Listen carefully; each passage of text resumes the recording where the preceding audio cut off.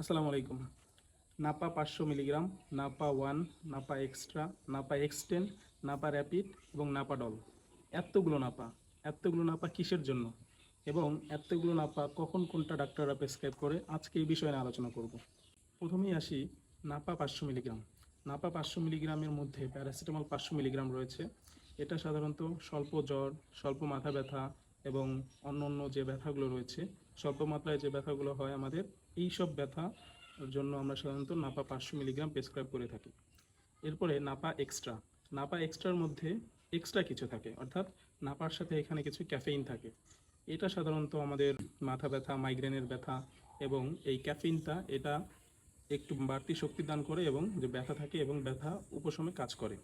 এরপরে Napa extend. Napa extend মানে এটা এক্সটেন্ডেড রিলিজ হবে, মানে ধীরে ধীরে রিলিজ হবে। এটা সাধারণত দীর্ঘমেয়াদী যে ব্যথাগুলো থাকে বা অনেকেই বলে যে তাদের ভিতরে ভিতরে জ্বর থাকে, তাদের ক্ষেত্রে আমরা এটা প্রেসক্রাইব করে থাকি। এরপরে নাপা ওয়ান। নাপা ওয়ানের মধ্যে 1000 মিলিগ্রাম প্যারাসিটামল থাকে। এটা সাধারণত তীব্র ব্যথা বা তীব্র জ্বর যাদের থাকে তাদের ক্ষেত্রে আমরা এটা প্রেসক্রাইব করে থাকি। এরপরে নাপা র্যাপিড।